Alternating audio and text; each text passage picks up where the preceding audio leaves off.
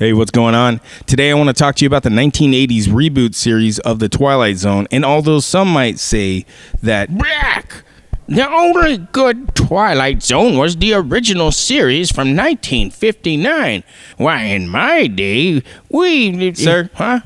Sir. What? Excuse me.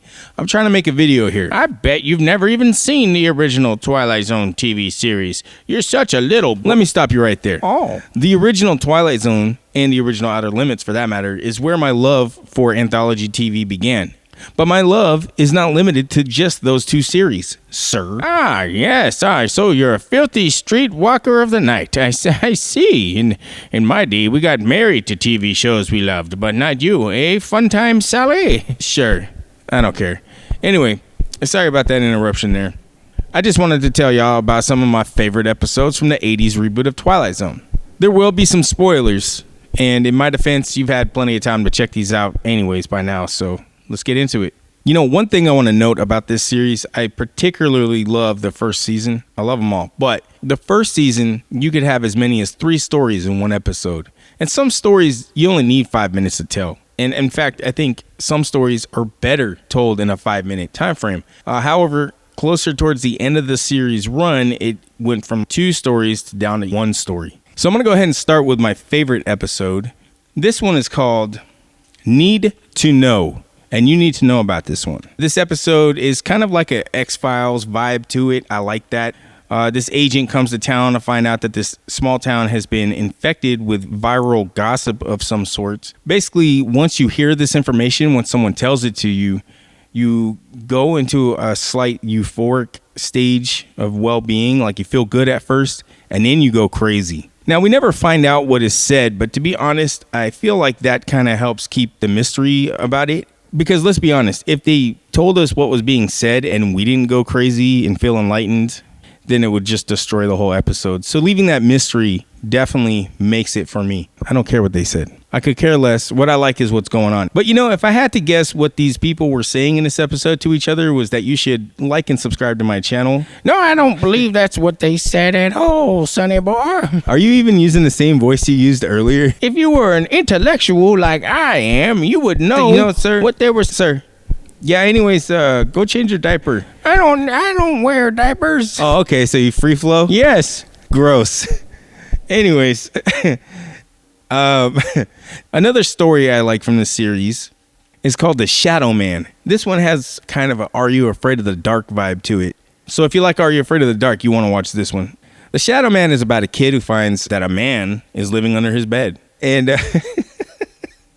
but this man is made out of shadows. And also, he, leaves every night at the same time to go out and end the lives of anybody who is out past curfew. It's a very weird premise, but when you watch the episode, it makes more sense than what I'm making it sound like it makes. It doesn't really make a whole lot of sense when I describe it.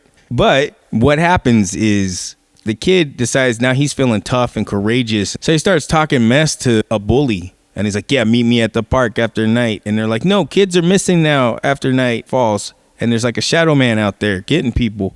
And he's like, I don't care. I'm tough. He's not tough. He has a shadow man living under his bed. And so they agree to meet at the park. The problem is, shadow man shows up, but it's not his shadow man. It's a whole different shadow man. And that shadow man takes out the main character from the story.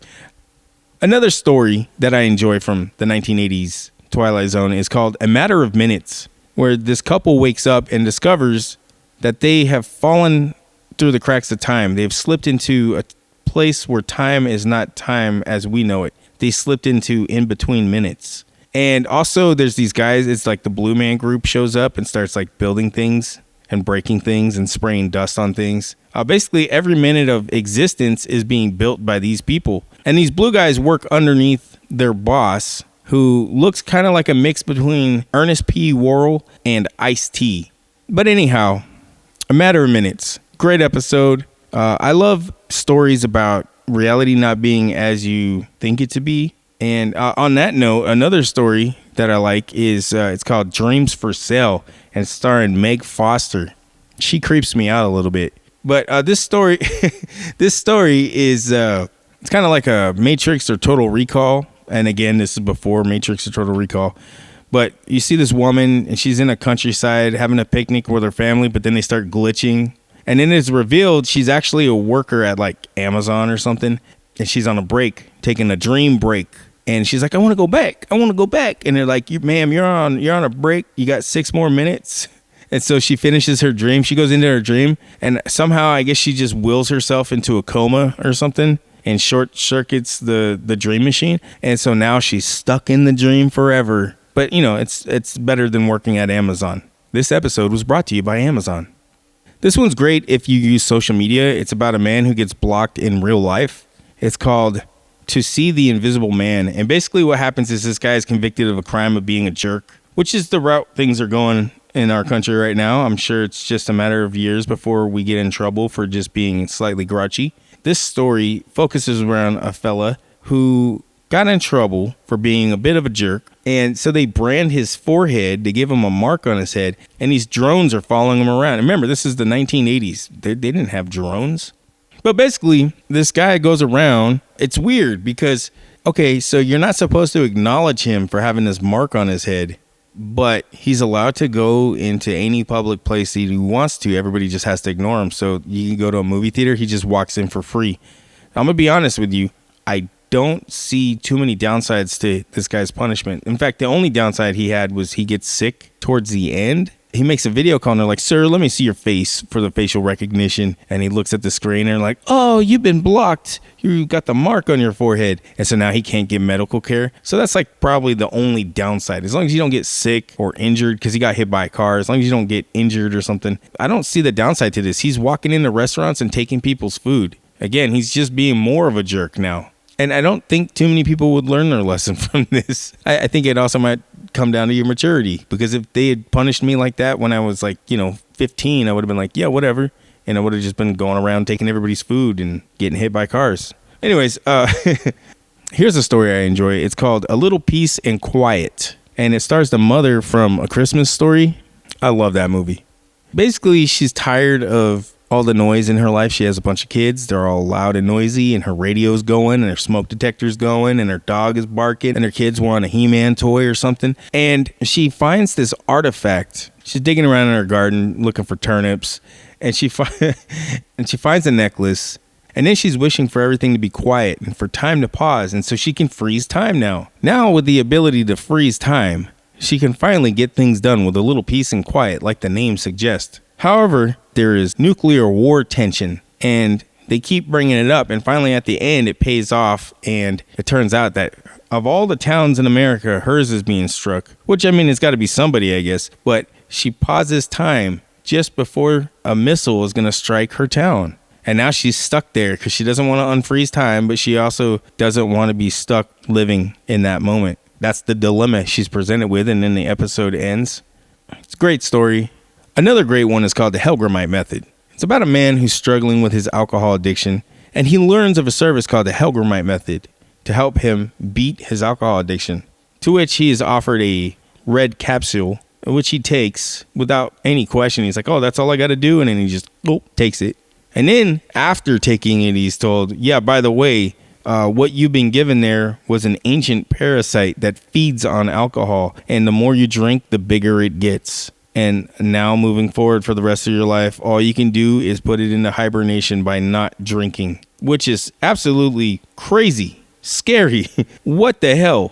So naturally, the guy's like, yeah, whatever. An ancient parasite who feeds on alcohol? Yeah, right. And then he goes and starts drinking, and then he discovers this thing's growing inside of him. Now, it ends with the fella kicking his habit, which is great. But had this been an episode of Monsters instead of Twilight Zone, I think the outcome would have gone a little bit more like this. The man keeps drinking because he has an alcohol addiction. The creature grows. The man keeps drinking because he has an alcohol addiction. The creature grows. But the man keeps drinking because he has an alcohol addiction. And then eventually the creature grows so big that it jumps out of his stomach and there's blood everywhere. And then we cut to credits.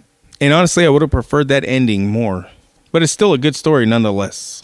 Okay, so this next one is great. It's a remake of the 1950s Twilight Zone episode called The After Hours. It has the same name. It's also called The After Hours. Oh, wait a minute. That's a classic episode. You can't remake that. You're going to ruin my childhood. You're ruining my childhood by remaking things. You can't do that to me. I'm pretty sure your childhood already happened, and nothing that happens from this point forward is going to ruin anything retroactively. Your childhood is safe, I assure you. Just think for a second back to your memories, and you'll find that your childhood is still intact. Well, I'm just saying, you can't remake things, sir.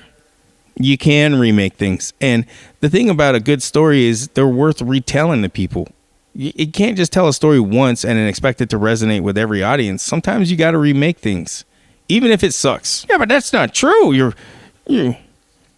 What were we talking about? Oh, I think you said you were going to walk off screen real quick. Ah, yes, that's right. I'll see you later, player hater. Okay. Well, anyways, all I was trying to say is it's a great episode. You need to check it out. And yeah, it's a remake, but my stance on remakes is this. Just like any other movie, remake or not, it's hit or miss. I'm not like a big remake fan, by the way. I'm open-minded is all. One is called Take My Life, Please, with a guy who I think is supposed to be a knockoff Steve Martin. It's about a guy who's died and gone to hell, and now he's forced to tell all of his life stories, all the bad things he's done on a stage in front of an audience that laughs at him. Pretty morbid. It's pretty funny. You got to check that one out.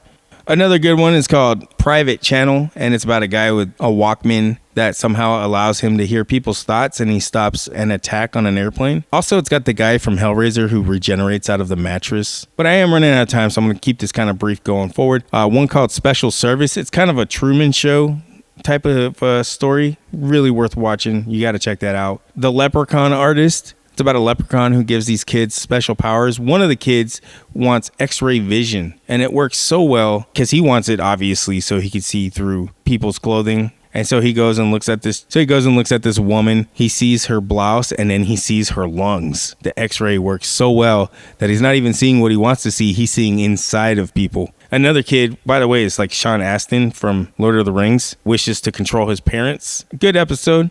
Well, that looks like it's my time for today. I kind of went on a little bit longer than I meant to. Sorry about the interruptions there. While you're here, consider joining my Patreon. Also, I sell mashup t-shirts at horriblehomevideo.com. You might want to check that out. Speaking of things you need to check out. Shut up. All you do is tell them things they should do, and who are you? What are you going to tell them, to watch the videos on screen now? You going to tell them to watch those? Yeah. Oh, you would. You're a control freak. Oh, okay. Well, then don't watch the videos on screen.